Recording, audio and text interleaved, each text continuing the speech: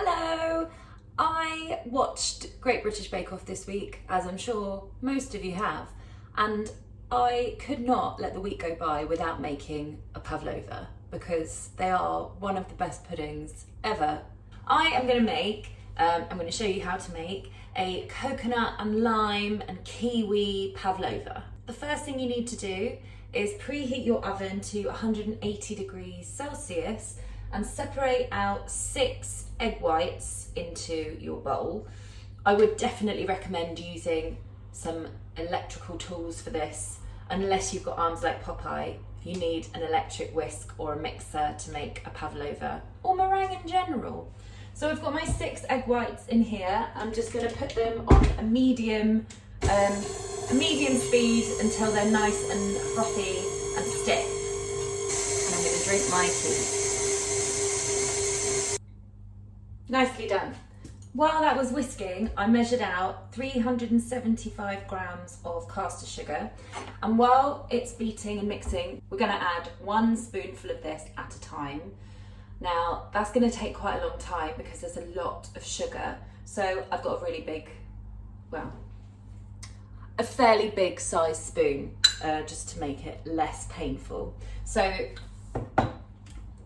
just carry on a medium speed and then add in your sugar one little bit at a time.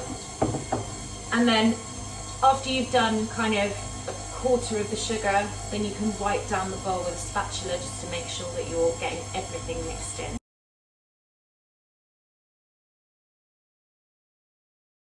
When all the sugar's mixed in, you just want to make sure that you wipe around the bowl one more time and then give it a good whisk. So I would just keep this whisking for another couple of minutes on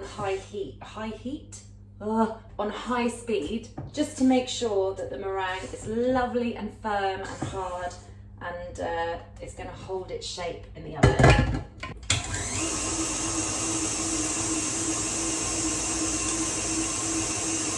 And that is the kind of thing that you're looking for. So it's all mixed in, it's been going for another couple of minutes, it's really nice and good stiff peaks on that. Before you do the next bit, you need to have a baking tray prepped just with a bit of greaseproof paper on the top. And if you watch the Meringue Kisses video, here is a good tip. When you have removed your whisk, just on the underside of the tray, just dot some meringue around, and then stick this on the top. And now that will not move in the oven, so that is a very good tip. We've still got a couple of things to do to the meringue, but the reason that we're prepping all of that in advance is because when you add coconut to a meringue, the oil in the coconut can, what's it called? My brain. Can make it go a bit funny. I can't find the word. It's going to make the meringue go a little bit funny. Compromise the meringue. Nobody wants a compromised meringue. So, to this beautiful, lovely meringue mixture, we're going to add 2.5 teaspoons of cornflour, because that gives it a lovely chewy inside. So just sprinkle that over the top.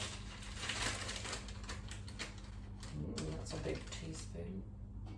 40 grams of desiccated coconut. So again, just sprinkle that over, and then we're going to fold it really gently in with a metal spoon. You can add other flavourings if you want to, if you wanted to add some lemon or lime zest into this. But I wouldn't go too mad, just because you still want the meringue to be lovely and firm, uncompromised. So I don't want to mix it too much because then you lose a lot of the air inside it, but that is looking good.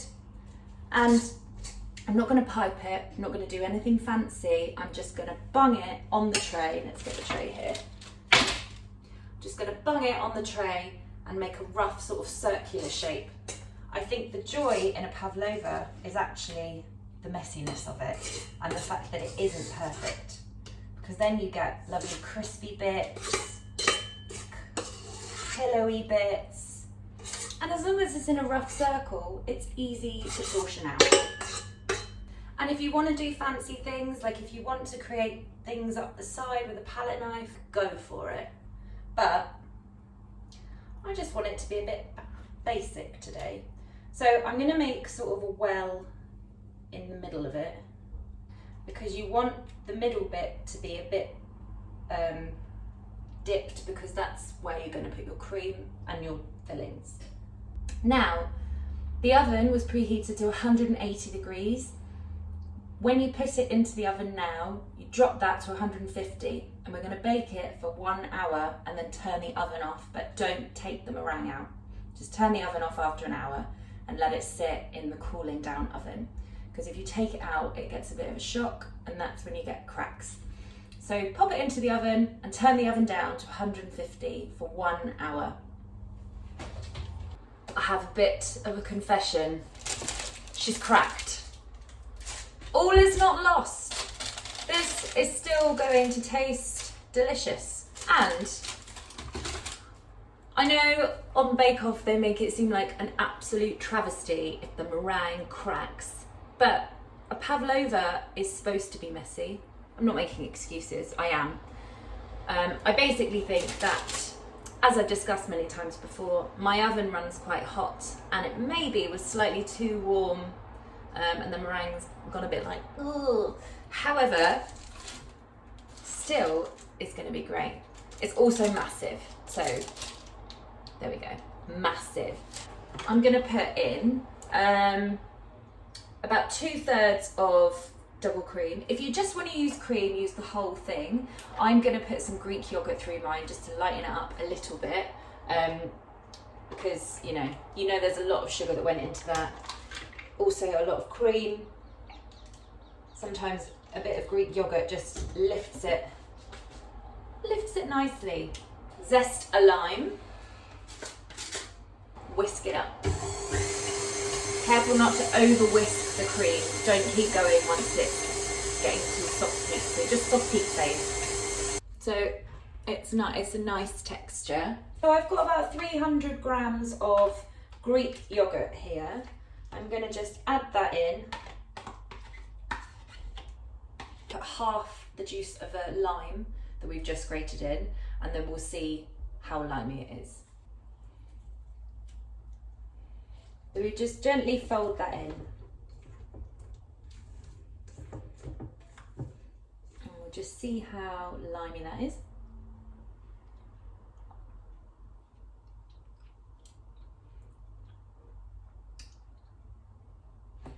Not bad. Take your meringue, however cracked it may be, and carefully let's just get this in the middle. And then just use your spatula to spread it out, just being a bit mindful of the cracks. And then what I've done is I've chopped and sliced up 4 kiwis, but you can use more, I just don't know how many I'm going to need. And do whatever sort of pattern you like. I'm just gonna, I don't really know, I'm just gonna work it out as I go really. Excuse me, I'm gonna chop up some more kiwi. Magically got some more kiwi. I'm just gonna keep